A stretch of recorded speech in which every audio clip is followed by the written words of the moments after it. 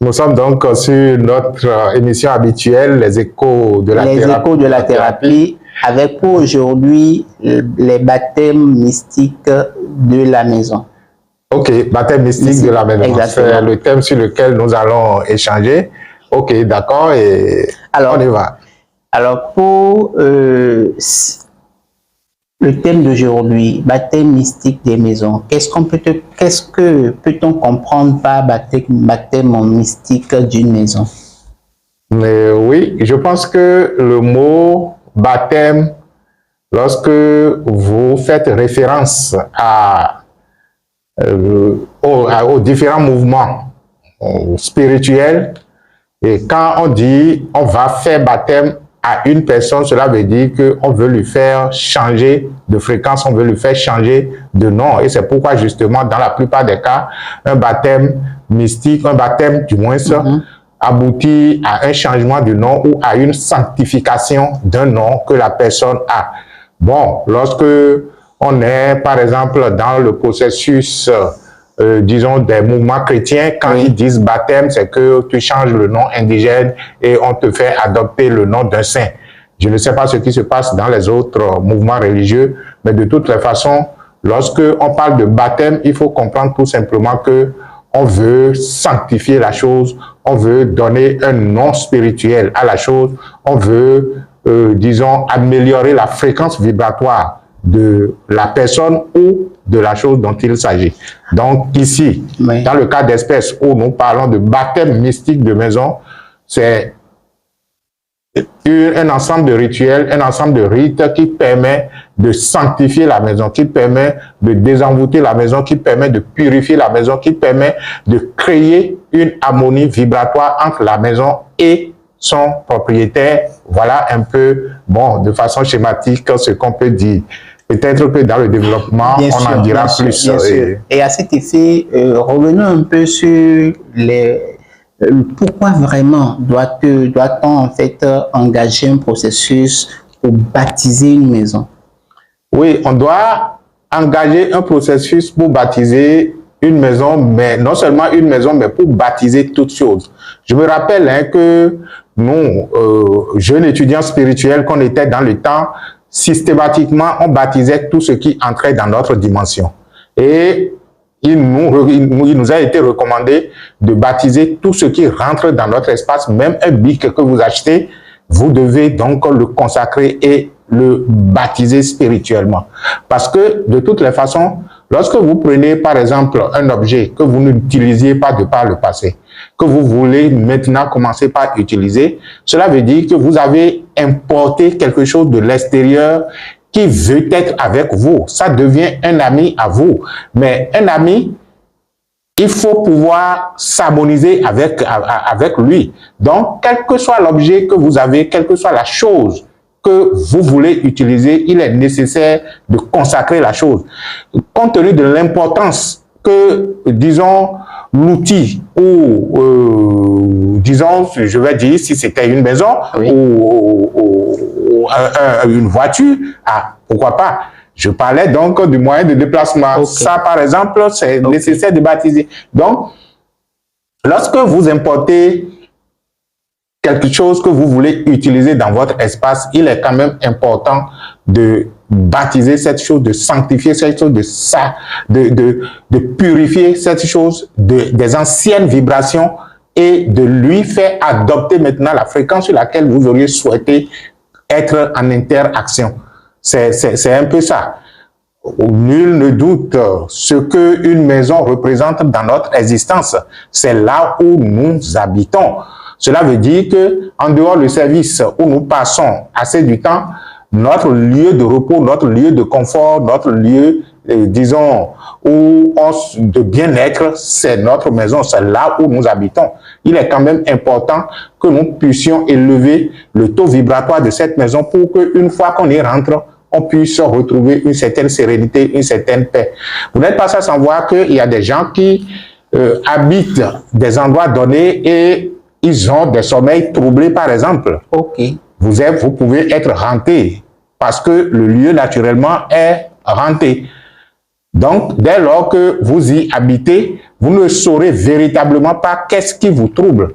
Mais vous serez troublé. Et surtout, lorsque vous rentrez dans un état de sommeil où votre esprit mental s'apaise, vous avez la possibilité maintenant de sentir les ondes vibratoires qui circulent dans le milieu. Et ce sont ces ondes vibratoires, compte tenu de leur fréquence, compte tenu de leur, je vais dire, de leur, qu'est-ce que je vais dire, compte tenu du degré de leur énergie, peuvent être malfaisants ou bienfaisants. Alors, comme vous l'avez dit tout à l'heure, vous rentrez dans une maison et vous sentez vraiment des présences. Tout à fait. Qu'est-ce qui peut expliquer que les anciens occupants ont quitté la maison? Oui. Mais pourtant, cette énergie qu'ils ont laissée, qu'ils ont utilisée dans la maison, ça est restée dans la maison. Oui, ça dépend. Au fait, beaucoup de maisons ne donnent pas, disons, de la quiétude, de la sérénité et des ondes apaisantes, parce que, des ondes apaisantes, on dit une onde? Bien sûr. Parce que tout simplement, ça peut être dû à plusieurs choses. Hein. Il y a des environnements qui, naturellement, génèrent des fréquences bienfaisantes ou malfaisantes. Ça ne dépend de personne. C'est-à-dire que c'est, on parle de la circulation des ondes telluriques, on parlera donc de l'interaction des forces de la nature qui font que, bon, certains endroits, normalement, ne sont pas propices à être habités, surtout à en faire une maison, disons, un lieu d'habitation. Et là, donc, ça ne dépend pas des anciens occupants. Ça ne dépend pas des anciens occupants. Mais lorsque les anciens occupants sont restés là avec une certaine pratique donnée, et même s'ils ne sont pas là, les pratiques qu'ils ont érigées laissent leur empreinte vibratoire et ça peut être également une source de perturbation. Une autre chose que l'on constate généralement, c'est quand, par exemple, quelqu'un reste dans un milieu et que la personne quitte ce monde, c'est-à-dire qu'il est décédé et que son accompagnement n'a pas été bien fait, il peut être toujours encore en train de errer dans les lieux. C'est fréquent hein, que vous habitez quelque part, que vous ne savez même pas qui a été à des centaines d'années, disons, dans le passé, un lieu, par exemple, de cimetière. Vous ne pouvez pas savoir. Surtout que dans nos traditions, entre-temps, on enterrait les morts à la maison. Je ne dirais même pas entre-temps, on continue jusqu'à présent. Donc, lorsque vous vous retrouvez sur un lieu qui, il y a de cela 200 ans, était, par exemple, un cimetière familial, et qu'aujourd'hui, les gens ont vendu, ou bien il y a peut-être une cinquantaine d'années, on a vendu et quelqu'un d'autre vous a vendu ça également et c'est devenu aujourd'hui votre propriété, vous pouvez penser tout simplement que vous êtes en train d'habiter dans un endroit sain alors que vous êtes sur un cimetière. Et là, ça dépend également de qui sont ceux qui ont été là et comment ils ont pu véritablement franchir, disons, les frontières de l'au-delà. Alors, voilà encore un autre aspect de la chose qui vraiment donne froid au dos à y penser. Maintenant, est-ce qu'on peut dire qu'une maison est comparable à un chiffon dans l'eau et qui absorbe toute l'énergie qu'on y met à l'intérieur? Oui, naturellement. Et c'est ça qui autorise même la réussite du baptême mystique parce que la maison, de toutes les façons, vit. Et la vie a des degrés divers. Donc, il va falloir alors qu'à travers la cérémonie de baptême mystique, on puisse rehausser le taux vibratoire de la maison et l'harmoniser avec le nouveau propriétaire. C'est pourquoi justement, quand nous voulons faire le baptême mystique d'une maison, on est obligé d'avoir disons, les éléments que sont la maison et le propriétaire qui, en fait, a demandé le service. Vous voyez, donc, on a besoin de la maison, on a besoin du propriétaire. C'est vrai que, de façon classique, l'idéal aurait été que le propriétaire soit présent dans la maison et que cela se fait, mais puisque la plupart des travaux se font à distance, il suffit tout simplement que nous puissions avoir les éléments nécessaires, donc la photo de la maison et la photo de la personne, soit c'est-à-dire devant la maison, à l'intérieur de la maison, ou du moins, ça peut être la photo peut être prise prise ailleurs et on prend la photo de la maison qu'on superpose. De toutes les façons, la photo d'une personne ou d'une chose est la chose elle-même. Bien sûr, bien sûr. Alors, tout à l'heure, quand vous parlez d'avoir la photo du propriétaire, je n'ai pas trop compris. Est-ce la personne qui a loué la maison, la personne qui a construit la maison? Ah non, non, non, ça dépend. Donc, la personne... Dans un contexte où, généralement, on loue la maison. Donc, la personne qui veut y habiter. La personne qui veut y habiter. Ça, c'est beaucoup plus simple. Donc, que ça soit le propriétaire qui veut habiter la maison ou un locataire, il est quand même important que, puisque le locataire, c'est celui qui a acheté la maison de façon temporelle, hein, oui. C'est ce qu'on ne se dit pas. Bien sûr. Parce que à partir du moment où vous louez un appartement, c'est que vous l'avez acheté dans la durée de votre location. Bien sûr. C'est ça qu'on ne dit pas. Alors, dites-nous, l'acte, le baptême mystique pour les maisons, est-ce que si je le fais, avant d'entrer dans la maison, je le fais, est-ce que c'est déjà bon ou bien ça nécessite que cela soit de façon récurrente? Non, ce qui est bien, c'est lorsque vous construisez une maison, avant d'y habiter, avant d'intégrer la maison, il est, disons, recommandé de faire le baptême mystique de la maison. Cela veut dire que j'ai fini de construire ma maison, je veux intégrer, je fais d'abord certaines cérémonies, je fais certains rites et je fais certains rituels, dont celui du baptême mystique. Le baptême mystique qui, naturellement, va vous donner des recommandations et des rituels à faire pour non seulement la protection de la maison, la sécurité de la maison, de créer la sérénité, l'harmonie entre vous et la maison afin que vous puissiez y vivre en paix. Au Bénin, chez nous, je ne sais pas ce qui se passe dans les autres pays, vous allez constater que la plupart des gens qui intègrent nouvellement une maison ont toujours de petits problèmes à gérer. Lorsque les gens finissent de construire et ils intègrent et on dit oui, que ce sont les premières secousses de construction de maisons de ci ou de ça. C'est justement parce que les choses ne se font pas comme cela se doit.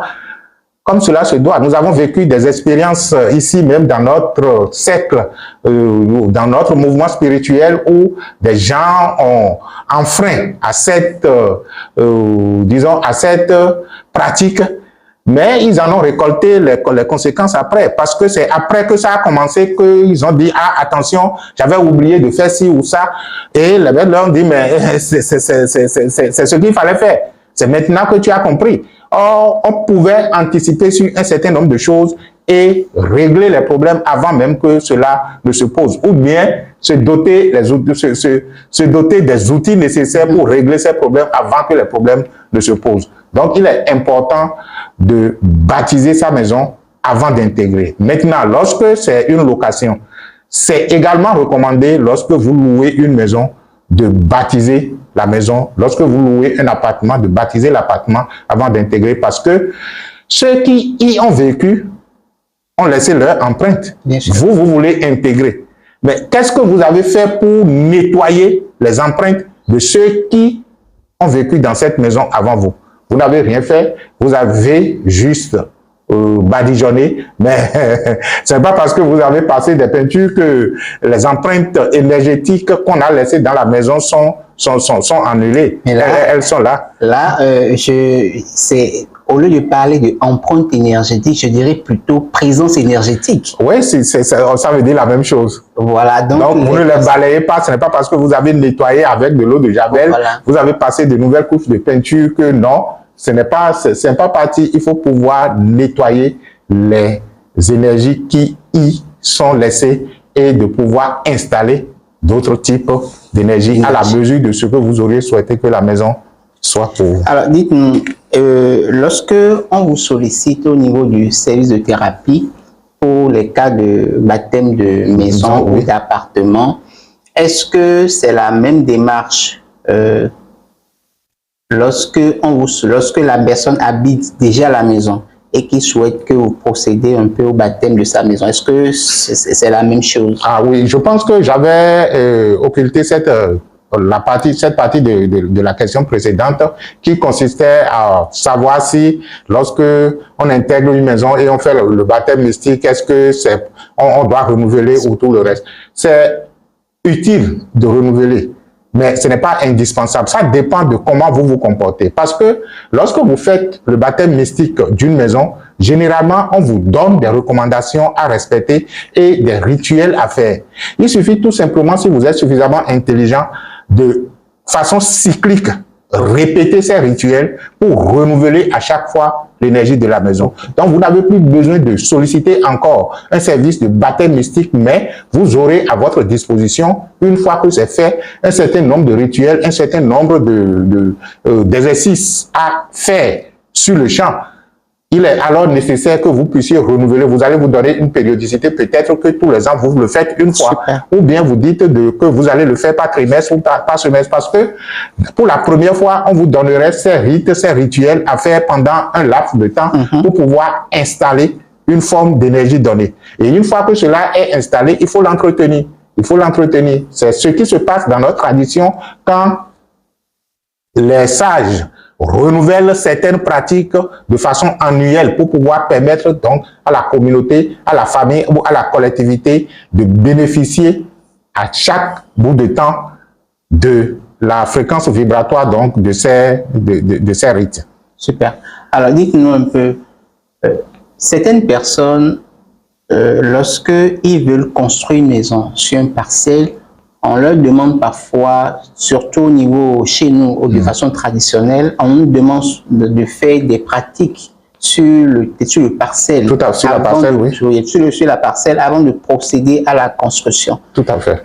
Est-ce que ce travail, on peut vous solliciter pour ce type de travaux, par exemple? C'est très important de le faire. C'est très important parce que, comme je le dis, hein, la terre nous reçoit. Mais elle nous reçoit en fonction de nos intentions et en fonction disons, de ce qu'elle est prédisposée à donner. De façon naturelle, on dira, bon, elle est déjà prédisposée à donner du bien, à donner de la paix et tout le reste. Mais vous ne savez pas sur quel espace vous êtes en train de vous installer, comme je le disais. Quelle a été l'utilisation? Quelle utilisation a été faite de cet espace-là? Vous ne savez pas. Et comme je le disais tantôt, l'espace reflète ce à quoi il était servi. Okay. Donc, si vous venez dans cet espace et que vous avez de nouvelles intentions, il faut pouvoir donc imprimer cette intention à cet espace-là pour dire, ok, d'accord, tu as servi de par le passé dans une certaine mesure. Aujourd'hui, voilà ce que je veux que tu fasses. Voilà ce que je veux que tu sois pour tes nouveaux occupants.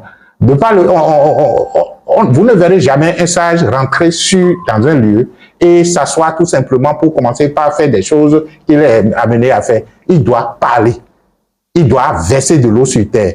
Il doit invoquer les esprits. Il doit communiquer avec eux pour se présenter et leur dire ce pourquoi il est là et, disons, nouer une relation d'amitié avec les esprits qui sont dans le milieu. Et quand je dis les esprits, bon, comprenez que ce n'est pas des entités, disons, malveillantes.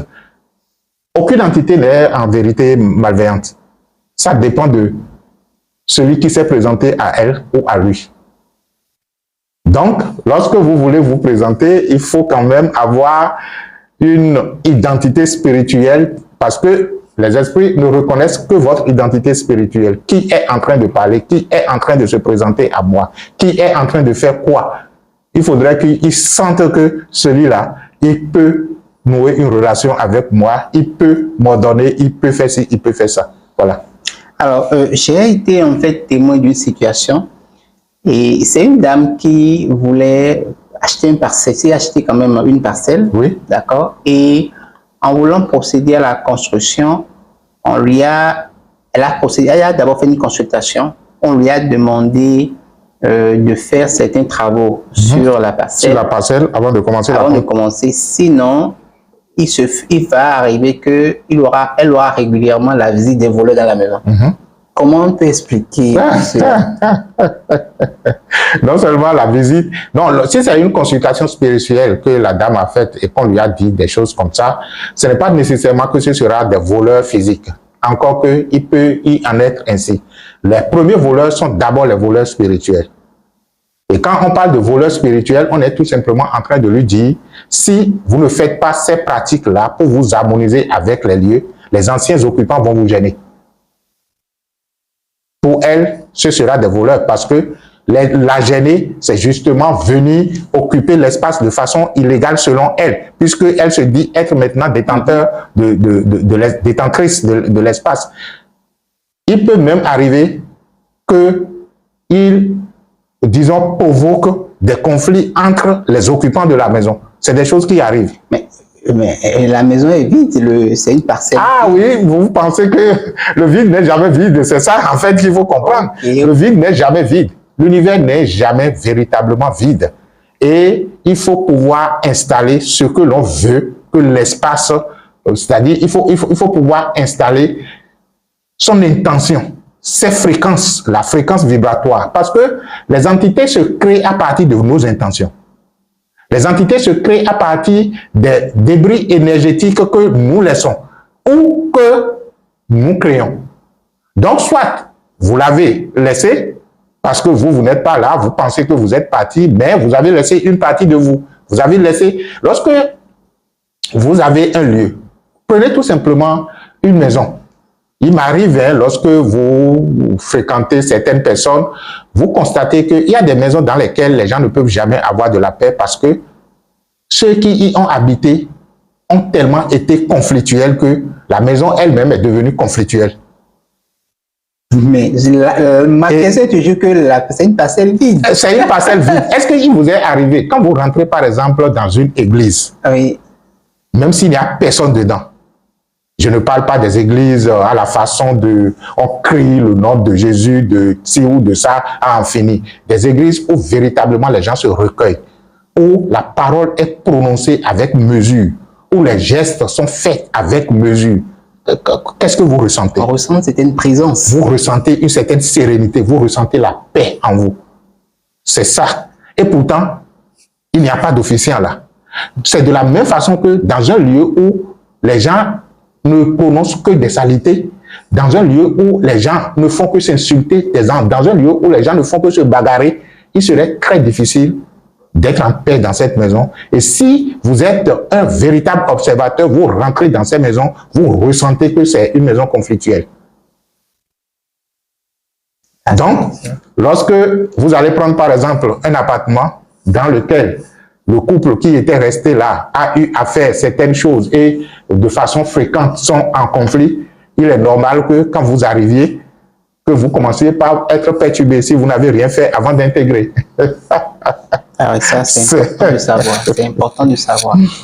Alors, dites-nous un peu, dans la démarche de vos prestations au niveau donc du cercle de la thérapie, oui, lorsqu'il s'agit de faire un baptême mystique, quelle est un peu votre démarche de travail? Non, la démarche de travail, je pense que on l'a suffisamment expliqué ici. Hein. Comprenez d'abord que lorsque nous parlons du cercle de la thérapie, il s'agit des initiés qui ont cultivé la compétence de faire ces pratiques-là, d'avoir du pouvoir et de la force à faire ces travaux spirituels. Et à part les initiés qui sont des êtres physiques, même s'ils sont aussi des êtres spirituels, oui, il y a une hiérarchie de maîtres avec lesquels nous travaillons qui, de l'autre côté, nous aident à faire le travail. Ils nous aident à faire le travail parce que nous avons décidé de le faire et c'est un plaisir pour eux de le faire. Lorsque nous parlons des maîtres, c'est en fait des gens qui, dans les plans intérieurs, ont réalisé l'unité avec l'être, l'unité avec Dieu. C'est vrai qu'ils peuvent être de cette dimension comme ils peuvent être des dimensions intérieures. Et lorsque nous conjuguons nos forces avec toute cette hiérarchie de maîtres, nous arrivons donc à faire bouger les choses, à faire bouger les fréquences d'un niveau à un autre. En ce qui concerne le baptême de la maison, il s'agit tout simplement de prendre la maison, que ce soit en présentiel où on se déplace pour aller dans la maison si c'est possible, ou à distance où nous avons la photo de la maison, de récupérer également la photo de celui qui est de celui qui veut habiter la maison ou de celui qui habite la maison. Et en faisant donc, disons, l'unité énergétique entre la photo et la maison, nous conduisons cet ensemble-là dans ce que nous appelons généralement l'océan de vie et de lumière, dans ce que nous appelons le feu sacré. Et la première étape consiste donc à dissoudre tous les agrégats énergétiques qui ne sont pas, disons, de nature bienveillante. Donc, au niveau de l'océan de vie et de lumière, au niveau du feu sacré, lorsque nous conduisons intentionnellement et maison et la personne, on demande au feu sacré qui est le feu avant la création, le feu de l'unité, le feu de l'amour, on l'appelle également le feu créateur, ce qui a permis à ce que la parole soit prononcée, que la lumière soit. Donc, lorsque c'est comme si nous demandons à ces agrégats d'énergie, nous leur retournons à la source. Parce que dans la façon de travailler spirituellement, il faut faire beaucoup attention. Lorsque vous prenez une entité, lorsque vous prenez une création, la seule façon de pouvoir la substituer, c'est de la conduire d'abord à se désintégrer. Et là-dessus, nous utilisons également le Seigneur de la mort, qui est un ami à nous. Cela ne veut pas dire que nous n'allons pas mourir. Hein? Il est un ami à nous. Donc, nous utilisons également l'ange de la mort et nous demandons de retourner tout cela à la source, de désintégrer les anciennes énergies. Et à partir de la source maintenant, nous faisons créer de nouvelles énergies en fonction de l'intention de la paix, de l'amour, de l'abondance, de la prospérité, dans l'intention de l'unité, et nous faisons régénérer cela de l'intérieur vers l'extérieur. C'est ça un peu la démarche, que ce soit au niveau de la guérison, au niveau de du désenvoûtement ou du baptême mystique, c'est le carnaval général est le même. Maintenant, compte tenu de la spécificité, peut-être qu'il y a des cas, disons des spécificités aussi du point de vue technique ou méthodologique. Donc, lorsque nous, on fait notre travail, on demande alors à la vie qu'est-ce que la personne doit faire par lui-même pour qu'il puisse aussi se sentir impliqué dans le travail et se savoir être auteur de celui qui est en train de créer tout ça. Parce que, bon, le temps où on s'assoit, on fait tout à sa place est déjà passé. Aujourd'hui, pour les siècles à venir, chacun doit se prendre en charge. Donc, à partir de ce que la personne a comme problème, il emprunte déjà un chemin spirituel sans le savoir. Donc, on lui recommande de faire des travaux spirituels. Ça peut être sur des cycles de 3 jours, de 7 jours, de 9 jours, de 21 jours. Ça dépend de la densité de ce qu'il y a à faire. Vous voyez, donc, lorsque tout ça là est remis à la personne comme un rapport, on le suit dans la pratique et on est sûr s'il est véritablement de bonne volonté qu'il a fait les travaux, parce que de toutes les façons, nous ne sommes pas dans la maison. Donc, et quand il fait les travaux, il suit également les réponses à son niveau pour savoir si ça a porté.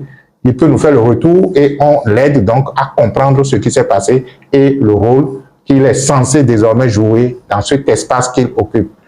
De toutes les façons, que ça soit votre maison ou que vous l'avez loué, nous utilisons l'espace toujours pour un temps et nous laissons l'espace à l'espace. Donc, même si c'est une maison que vous avez achetée, c'est une parcelle que vous avez achetée, que vous avez construit une habitation là-dessus, vous allez l'utiliser pour un espace, pour un temps donné. Et après, vous allez rendre l'espace à l'espace. Même si vous pensez que ce sont vos héritiers qui vont, vos enfants qui vont hériter ça, vous ne savez jamais que ce que cela allait devenir.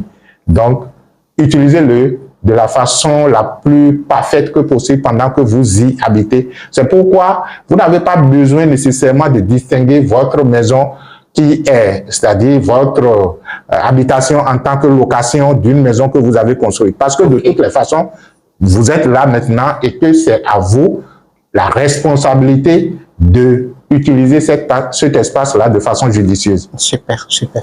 Dites-nous, Monsieur Maurice, si par exemple une personne a loué sa maison et qu'il a des difficultés à trouver à louer la maison, est-ce qu'il peut solliciter un baptême mystique pour non, je ne comprends pas. C'est-à-dire qu'il a construit une maison qu'il veut mettre en location.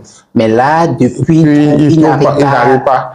Oui, est-ce qu'il peut solliciter un service de oui, baptême je peux dire oui, mais ça rentre dans le cadre d'un autre service parce que ça, c'est du business déjà. Hein. Bien sûr.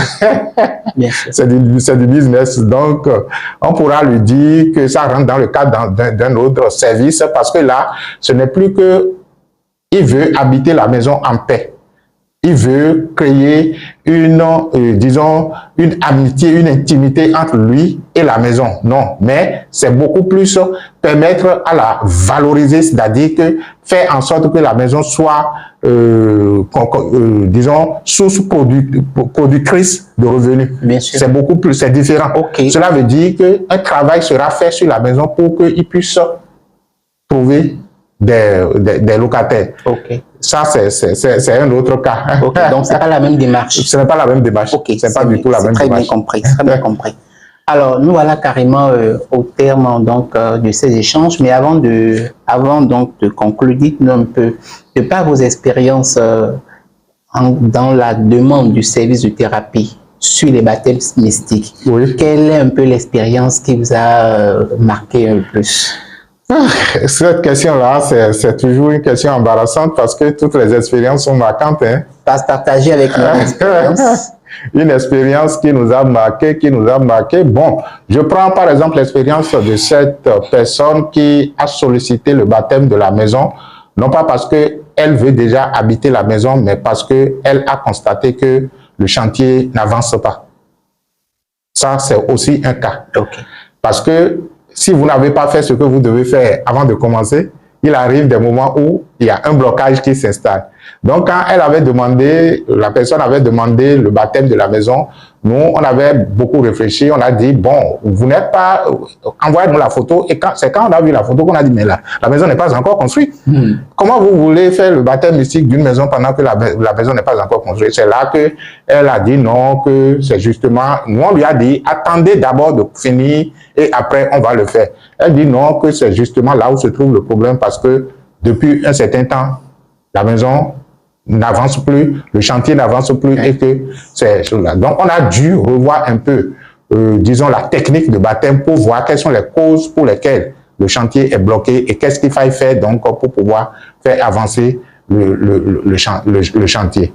Et c'est là qu'on a constaté naturellement que non seulement qu'elle n'a pas fait ce qu'elle doit faire, comme on le disait avant de commencer la construction, je parle de la personne, oui. Mais également, elle a mésusé du pouvoir qu'elle avait dans le temps et c'était, je vais faire la démonstration que j'en ai.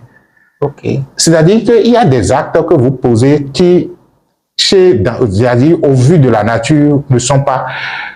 Et c'était véritablement une maison gigantesque.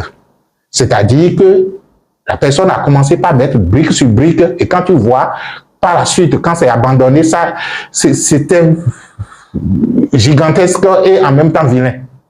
Que la personne m'excuse. Parce que les maîtres disent que l'intention qu'il habitait, c'était de démontrer qu'elle pouvait faire quelque chose. Et que quand le chantier avait commencé, elle maltraitait même tout le monde parce que elle se croyait avoir un peu de sous. Et c'est justement parmi les gens là que les gens ont envoûté la maison. Ok. C'est les ouvriers, c'est-à-dire, quand je vais dire pas les ouvriers, comment on va dire, ceux à qui il a confié la construction de la maison. C'est parmi eux que les gens ont envoûté la maison. Comme quoi, bon, comme tu veux. Je ne sais pas quel a été le conflit, disons la teneur du conflit, mais c'est parmi eux que quelqu'un a dit, bon, ça peut s'arrêter là. Et ça s'est véritablement arrêté là. Donc, on ne mesure généralement pas, pendant que nous collaborons avec les gens, quelle est la puissance spirituelle de chaque personne. On va dire, oui, ils ont fait du mauvais, mais pendant que la personne maltraitait les autres, il n'y avait rien. Bien sûr. Mais l'autre a fait usage de ce qui est à son niveau. L'autre a bien fait de dire que c'est ce que le bon Dieu nous a donné, que c'est ça, on utilise pour se défendre. Exactement. Donc, ça s'est arrêté là. Donc, c'est quand on a fourni le rapport, on a commencé par interchanger avec elle qu'elle a reconnu véritablement que, bon, qu'il y avait assez de conflits et tout le reste, et que même la parcelle sur laquelle elle est en train de construire est, disons, une parcelle. Elle estime que cette parcelle devrait lui revenir, c'est une parcelle, un domaine familial. Et bon, elle a estimé qu'elle peut prendre cette partie-là et construire là-dessus pendant que les autres membres de la famille n'étaient pas d'accord de la façon dont elle a pris la parcelle et tout le reste. Donc, voilà un tas de choses qui, naturellement, a amené la maison à être inachevée. Donc, il va falloir maintenant qu'elle se réconcilie avec toutes ces énergies. On ne dit pas de le faire physiquement. Non seulement elle doit procéder au désenvoûtement de la maison, mais elle doit pouvoir se réconcilier avec tout cet ensemble-là et pardonner et se pardonner avant d'ouvrir encore le champ d'énergie, je vais dire le canal de circulation de l'énergie pour pouvoir donc continuer.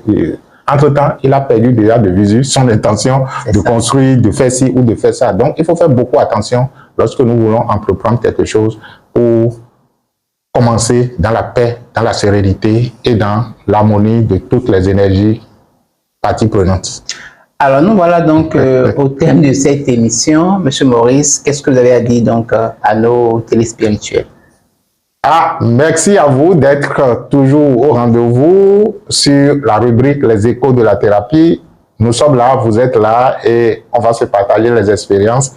À partir des expériences des uns et des autres, si je m'éveille, je ne suis plus obligé de passer par là. Nous ne sommes pas, les expériences sont nécessaires, mais ce n'est pas indispensable.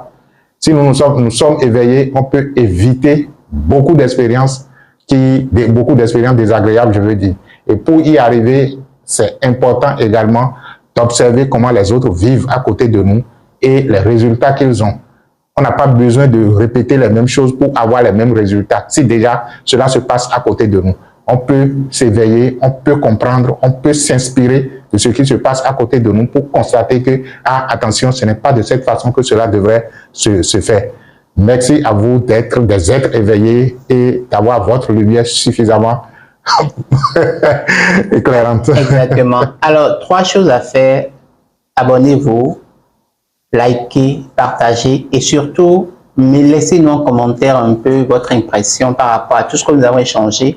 Ça nous permettra toujours de vous lire, de savoir un peu peut-être quelles sont les expériences que vous-même vous avez vécues par rapport aux situations que nous avons posées. Et cela pourrait également nous inspirer à d'autres émissions. Parce que justement, c'est à travers vos commentaires qu'on pourra savoir si on doit intervenir sur tel ou tel aspect. Donc, s'il y a des aspects, des points par rapport à ce que nous avons présenté, qui vous ont marqué, qui vous ont interpellé, faites-nous le savoir en commentaire afin que nous puissions continuer les discussions ensemble. En attendant, on se dit donc que les bénédictions soient et à la prochaine. Merci.